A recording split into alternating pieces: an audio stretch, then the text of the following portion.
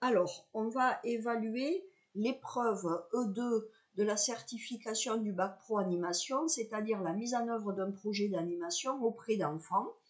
Je vais reprendre le contexte de cette épreuve.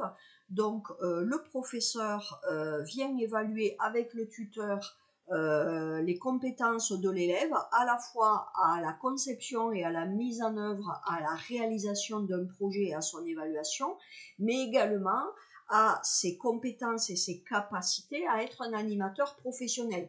Donc, on attend un positionnement dans le cadre de l'équipe, on attend qu'il puisse définir le place et le rôle, la prise en charge de la vie quotidienne. Bon voilà, il n'y a pas dans cette épreuve, il n'y a pas que le projet qui est évalué, mais l'ensemble des compétences de l'animateur. Donc pour ce qui est du projet, l'élève doit concevoir un projet d'animation auprès de 6 enfants minimum, à partir d'un diagnostic qu'il va avoir réalisé. Ce diagnostic doit lui permettre de définir un projet qu'il doit bien sûr présenter à son tuteur. Alors, la certification se passe en présence du professeur et du tuteur qui doivent à deux évaluer ses capacités et ses compétences d'animateur.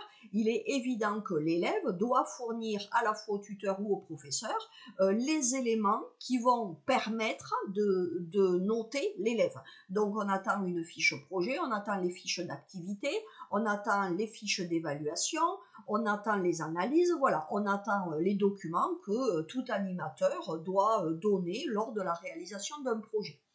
Le diagnostic est à réaliser avec 6 enfants et ce sont bien ces mêmes 6 enfants qui vont être dans la réalisation, la mise en œuvre du projet. Pardon. Il n'est pas question que le diagnostic se fasse avec 6 enfants et que le projet soit réalisé avec 6 autres. Ça ne correspondrait pas aux attentes des enfants. Donc on est bien sur les mêmes enfants avec qui on doit réaliser le diagnostic et donc mener le projet. Alors on va étudier évidemment le bien réussir. Parmi ces indicateurs, on va surtout se focaliser sur le bien réussir, comment on atteint le 100%. Donc, on nous dit qu'on doit prendre en compte et analyser avec rigueur les caractéristiques du public accueilli, de la structure, les axes du projet dans le contexte d'exercice. Alors, comment est-ce que le tuteur, sans la présence de l'élève, va prendre en compte et analyser? L'élève, il doit communiquer avec son tuteur tout au long de son stage pour pouvoir l'informer du pourquoi il fait ce projet. Donc il a réalisé ces 2 semaines de diagnostic. À la fin de son diagnostic, il doit être force de proposition d'un projet qu'il doit pouvoir justifier, expliciter. Il ne s'agit pas de dire je vais faire un projet sur l'environnement parce que les enfants me l'ont demandé. Voilà, non, il suffit de dire le pourquoi je veux faire ce projet, comment j'analyse toutes les données que j'ai eues dans mon diagnostic. Donc je dois analyser les objectifs éducatifs et pédagogiques du projet d'animation. Je dois analyser évidemment l'enquête que j'ai faite auprès des enfants avec les attentes qu'ils ont. Je dois analyser ce que m'a dit le tuteur sur ce qui a déjà été fait sur la structure, sur qui travaille avec qui, sur les projets qui sont en cours. Voilà, il doit y avoir une analyse fine de chaque outil de diagnostic, comment j'ai observé les enfants pendant les animations, leurs caractéristiques, leurs comportements, qui vont me permettre d'étayer, qui vont me permettre de venir expliciter le pourquoi je fais ce projet-là. Donc, encore une fois, l'élève doit communiquer avec son tuteur, donc il doit au moins lui remettre une fiche projet, il doit lui remettre ses fiches d'activité, et ça permettra de voir si l'analyse est fine. Donc, évidemment, mettons, je prends un exemple, un projet autour de la découverte sportive, il suffit pas de dire je vais répondre au projet du vivre ensemble, à l'objectif du vivre ensemble. Non, on attend une analyse. Donc, qu'est-ce que c'est pour l'élève? Qu'est-ce que c'est que le vivre ensemble? Parce que c'est très large ça, le vivre ensemble. Donc, qu'est-ce que c'est que le vivre ensemble? Et donc, qu'est-ce que lui, il veut développer dans ce vivre ensemble à travers son projet? Et en quoi développer cette partie du vivre ensemble dans son projet va venir solidifier ce qui a déjà été fait dans la structure. Donc on attend une analyse à ce niveau-là. Et l'élève doit évidemment communiquer avec son tuteur. Un projet, il n'arrive pas comme ça, comme un cheveu sur la soupe. Même s'il est bien construit, il doit y avoir tout un pan de communication. Donc on attend une analyse. Une analyse, donc une justification. Si le projet est mené et qui prend en compte la majorité des caractéristiques, ben on est à 70%. Si l'élève identifie partiellement des caractéristiques, eh ben on est à 35%. Et bien sûr, s'il ne prend pas en compte les caractéristiques du public, on se retrouve avec un 10%. Alors qu'est-ce que c'est cette identifier les caractéristiques du public? Ben, l'élève il a fait un diagnostic, mais il doit, mettons, justifier aussi les activités qu'il mène par rapport à des connaissances qu'il doit apporter sur l'enfant. En quoi mener cette activité va répondre à l'intelligence de l'enfant. Ils ont 8 ans, je vais leur mener une activité scientifique dans le but qu'ils découvrent ceci, cela. Mon objectif, c'est d'aller vers là. Mon objectif est qu'ils créent ensemble. Mon objectif est... Voilà, c'est-à-dire pourquoi est-ce qu'on leur demande de créer une activité à partir de notre jeu? Eh bien parce que là, l'enfant, il est entre 6 et 9 ans, où c'est qu'il a le raisonnement logique qui se met en place. Voilà, donc l'élève doit venir expliciter, analyser en quoi son projet va répondre à tout cet ensemble de questions.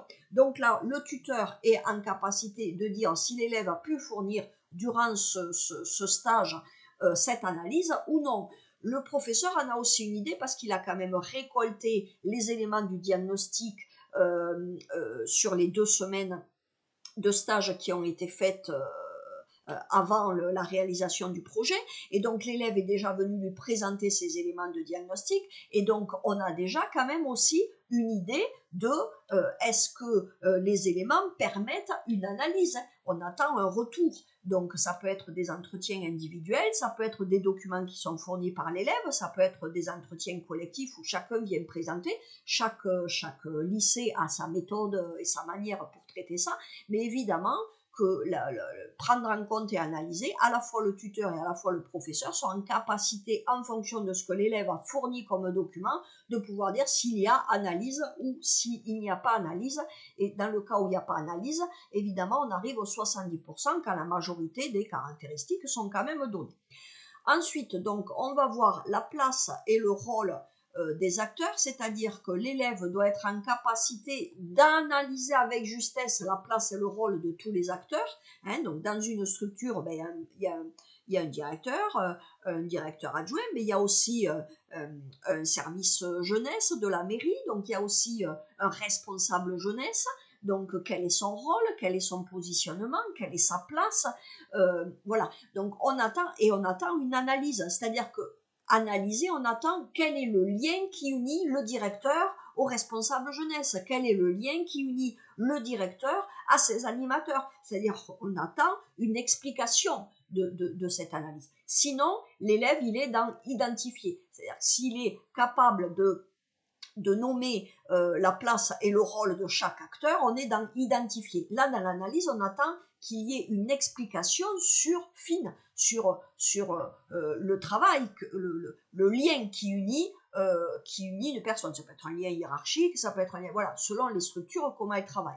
Donc évidemment, si l'élève ne fait que repérer de manière incomplète cette place, on est là, et puis on est à 35%, puis s'il n'identifie pas, ben, on se retrouve avec 10%. Alors, de la même façon, on va essayer de voir le positionnement donc là on était sur la place et le rôle de chaque personne de la structure, là on va être sur le positionnement de l'animateur. Alors, dans le rôle des acteurs, il peut y avoir aussi des intervenants, hein. Il n'y a pas forcément que l'équipe au sens restreint. Donc le positionnement de l'animateur, on va attendre qu'il sache agir, réagir et proposer en fonction des situations rencontrées, des propositions au sein de l'équipe. Donc on attend une réaction. Alors c'est pas seulement remplacer quelqu'un, c'est prendre des initiatives, mais de haut vol, j'ai envie de dire, hein, qui sachent quand même être en capacité de réagir. Si bon, ça se détaille après en fonction, si il a le respect des rôles de chacun et qui comprend bien quel est son positionnement, on est à 70%. Si par contre il respecte les rôles, mais que il contribue pas au travail d'équipe, oui. Ici, il y avait la notion de contribution du travail d'équipe, c'est-à-dire qu'il doit y participer, que ce soit dans les réunions, que ce soit dans les propositions, dans les échanges avec les autres animateurs. Voilà, on est à 70%. S'il y a juste un respect des rôles, on est à 35%. Et puis, ben, si ce rôle n'est pas respecté, si le positionnement de l'animateur n'est pas à sa place, eh bien sûr qu'on est à 10%. Alors, on va passer à concevoir ce projet d'animation, hein. Donc là, on était sur des compétences d'animateur, hein, que ce soit la place et le rôle ou le position de l'animateur. Ici, on va arriver sur la conception donc que l'élève doit avoir fait de son projet. Donc ici, on dit bien qu'il doit construire avec une méthodologie rigoureuse un projet en cohérence avec les attentes et les besoins du public, avec les objectifs de la structure et les caractéristiques du milieu. Donc, qu'est-ce qu'on attend? Eh bien, on attend ici, quand on regarde le critère, les éléments de la démarche de projet. Donc, les éléments de la démarche de projet, ben, c'est simple, hein, c'est qu'on attend un diagnostic. Voilà, l'élève doit monter un projet à partir d'un diagnostic. Hein. Donc, c'est clair que le projet, il se monte pas comme ça. Donc, on attend un diagnostic. Donc, de ce diagnostic, qu'est-ce qu'on attend? Ben, il y a plein d'outils à utiliser. Il y a la lecture et l'analyse du projet pédagogique et du PEDT, les axes du projet éducatif. Il y a l'interview avec le tuteur, mais l'interview avec le tuteur, c'est aller à la rencontre d'une structure. C'est pas seulement poser 20 questions alignées auxquelles on attend des réponses. On doit avoir une analyse fine, c'est-à-dire ça doit être un échange sur le sens de cette structure, ce qu'elle veut apporter aux enfants, l'essence même de cette animation. Hein. Chaque structure a ses objectifs, chaque structure a fait ses choix. Et pourquoi ils ont fait ces choix-là? Pourquoi telle structure va travailler sur l'autonomie alors qu'une autre va décider de travailler sur le vivre ensemble? Et qu'est-ce qu'on entend par le vivre ensemble? Toutes les structures centres de loisirs ont comme objectif le vivre ensemble. D'accord, c'est bien, mais ça veut dire quoi? Il suffit de dire bonjour, au revoir, merci, et là on est dans le vivre ensemble? Ou c'est autre chose le vivre ensemble? Voilà, donc l'élève doit aller poser suffisamment de questions pour pouvoir comprendre le sens de ses objectifs à travers ces animations, de façon à pouvoir lui s'y insérer dedans. Hein. Donc il y a ça, il y a l'enquête qui est faite auprès des enfants, il ne suffit pas de leur demander s'ils aiment le sport ou s'ils aiment la culture ou s'ils aiment ceci, non, on attend une co-construction. Donc comment l'élève a observé les enfants, comment il a pu détecter celui qui était plutôt timide et quel rôle il va pouvoir lui donner pour l'aider, comment il va détecter celui qui fait que parler, comment il va pouvoir essayer de l'aider à se canaliser pour laisser la place aux autres, quoi. Voilà, il a 6 enfants avec qui il monte un projet, quelle est la connaissance qu'il va avoir de ses enfants, quelle observation il va faire de ses 6 enfants dans d'autres animations, pour pouvoir construire un projet cohérent. Comment il va faire ses réunions participatives? Donc on attend des outils participatifs. Hein. On attend des Word Café, des Philips 66, des bouts de neige, des techniques d'enveloppe, n'importe. L'élève en a vu tout un panel pendant sa formation. On attend qu'elle soit réinvestie pour co-construire un projet. Voilà, donc on est dans une construction rigoureuse, cohérente, avec une démarche de projet. Donc à partir de là, quand l'élève n'est pas dans cette rigueur, eh bien on est avec un projet qui a une méthodologie et qui est quand même en lien avec les attentes du public et les objectifs de la structure. Quand la méthodologie est incomplète, c'est-à-dire qu'il y en a une, mais ben voilà, elle est inadaptée. Par exemple, on a posé des questions au tuteur, mais les questions ne nous permettent pas de venir renforcer notre idée de projet, ne nous permettent pas d'avoir des éléments qui viennent justifier le projet. Voilà, donc la méthodologie, elle y est, mais elle est carrément incomplète, elle n'a pas de sens. Voilà, et bien là, on est à 35%. Et enfin, quand cette méthodologie, quand il n'y en a pas, voilà, sans méthodologie, on peut être qu'à 10%. Alors, on va aller voir ensuite euh,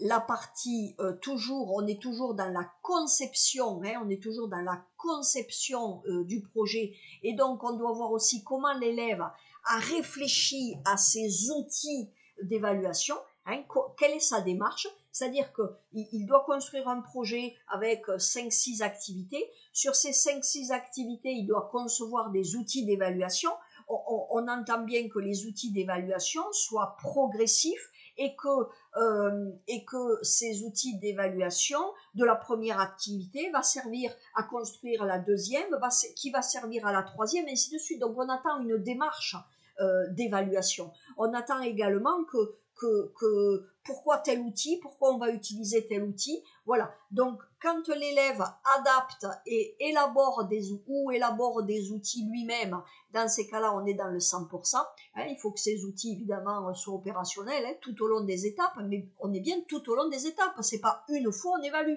Chaque animation doit être évaluée, et chaque euh,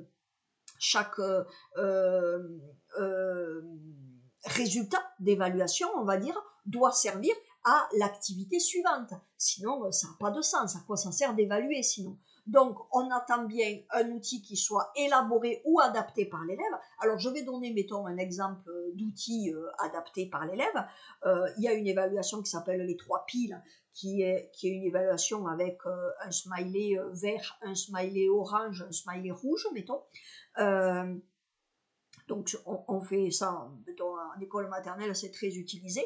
Donc c'est les 3 couleurs qui sont importantes, pas le smiley.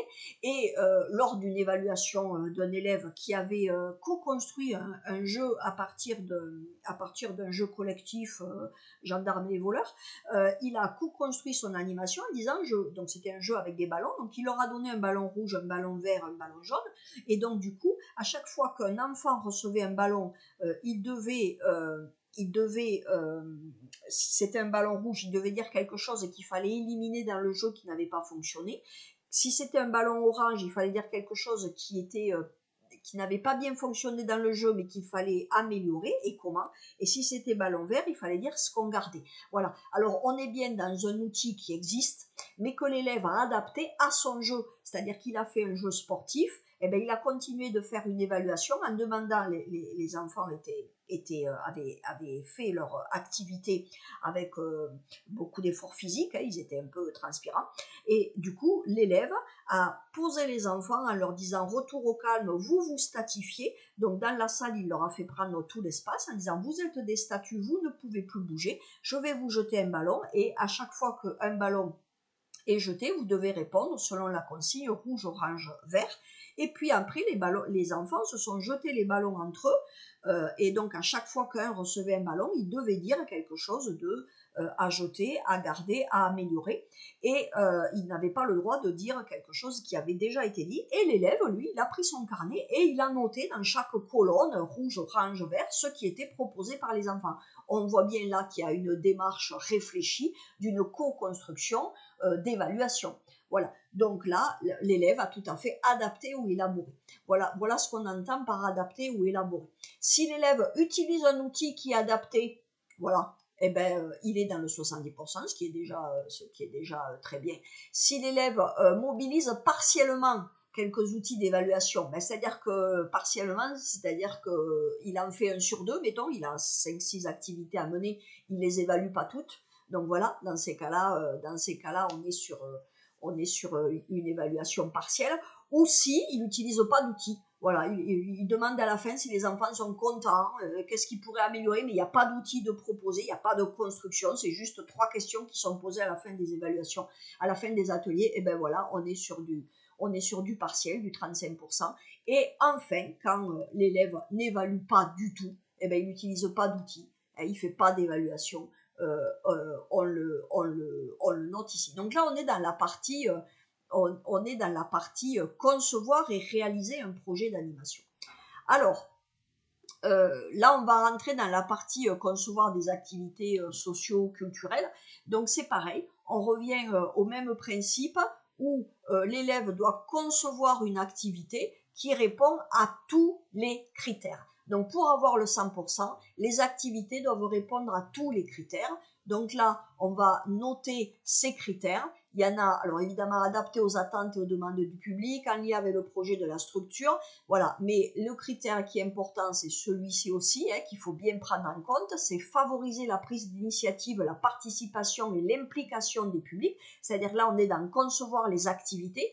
On attend que dans chaque activité, les enfants puissent avoir des prises d'initiative. Donc, comment l'élève a pensé cette prise d'initiative, cette implication du public.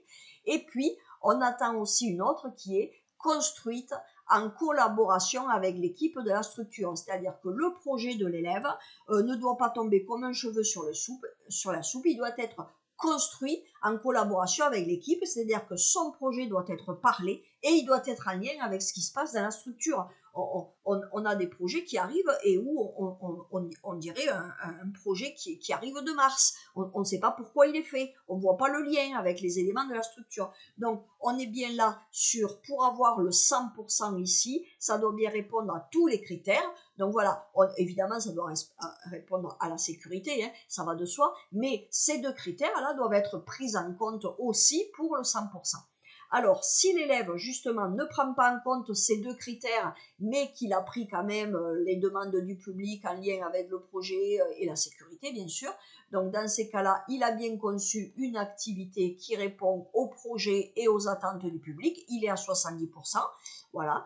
Ensuite, quand l'élève propose des activités qui ne prennent pas en compte le projet ou les attentes du public, et ben, dans ces cas-là, il est à 35%. Et enfin, s'il y a un problème de sécurité, qui ne respecte pas la sécurité, et ben, dans ces cas-là, évidemment qu'on est à 10%. Alors, on va également voir un autre critère. On va passer dans les démarches pédagogiques. Là, celle-là, la démarche pédagogique, elle est liée aux objectifs généraux et opérationnels du projet d'animation, c'est-à-dire qu'on est sur le projet de la structure, et ici, on est sur prenant en compte les intentions du public, c'est-à-dire que ces deux critères ont été détaillés ici pour répondre au projet pédagogique, ici pour répondre au projet des enfants. Alors, on entend bien par conçoit des démarches pédagogiques adaptées aux objectifs du projet d'animation, c'est pareil, c'est ce que j'expliquais tout à l'heure sur le vivre ensemble, il ne suffit pas de dire c'est le vivre ensemble, voilà, il faut dire en quoi et comment le projet de l'élève va venir répondre à cet objectif. Et là, c'est pareil pour la prise en compte des attentes du public. Alors, moi, ce qui m'intéresse, c'est ici la mise en œuvre des activités, alors évidemment anime en toute sécurité, et puis qui met en œuvre des démarches éducatives pertinentes. Voilà. Alors là, on est sur des démarches éducatives pertinentes, mais qu'est-ce que c'est ces démarches éducatives? Eh bien, on attend des techniques participatives d'animation.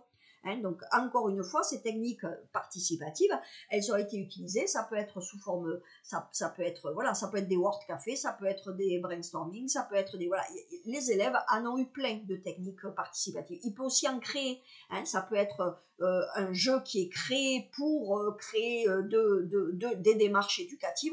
Voilà, on attend, on a le 100% quand il y a la démarche participative. Si quand on regarde, si on observe les animations et qu'on ne voit pas ces démarches participatives, c'est-à-dire que juste les enfants participent à l'activité, mais qu'on ne voit pas cette prise d'initiative, qu'on ne voit pas de démarche participative, on ne peut pas avoir le 100%. Voilà. Alors, on va passer à la partie où il réalise les activités. Donc là, on va juste souligner que l'élève doit penser une dimension individuelle et collective des projets de la participation des enfants, c'est-à-dire que dans le groupe, il doit à la fois s'occuper du groupe, mais être capable à des moments donnés d'aller d'utiliser cette dimension individuelle de chacun. Donc il y a des animateurs qui ne parlent pas aux enfants pendant toute l'activité, ils leur font faire un truc, il n'y a pas de... Non, l'élève doit gérer le groupe, et donc il doit veiller à cette dimension individuelle et collective. Sinon, il est à 70%.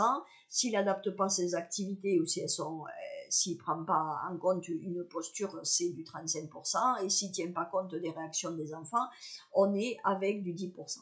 Alors ici, sur l'évaluation de chaque activité du coup, c'est ce que je disais tout à l'heure, on attend un outil qu'il sait élaborer ou adapter, voilà, et il va prendre en compte pour faire évoluer l'action. Donc on est bien d'accord qu'ici, on attend que l'évaluation fasse évoluer l'animation suivante.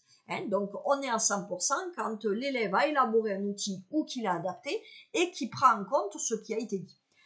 Dans le 70%, on est sur l'élève utilise un outil pertinent, il prend en compte aussi ce qui est dit, donc il n'y a pas la différence entre les deux, c'est qu'ici l'outil il n'est pas transformé, l'élève utilise un outil qui est pertinent, mais il n'y a pas d'adaptation. Ensuite, quand l'évaluation est sommaire, c'est-à-dire qu'il pose 2-3 questions et qui donc ne prend pas en compte l'évaluation, mais qu'il n'y a pas d'outil, voilà, quand il n'y a pas d'outil de construit, que c'est juste 3-4 questions à la fin de l'activité, on est sur du 35%. Et puis, bien sûr, quand il n'y a pas d'évaluation, on est à 10%. Voilà.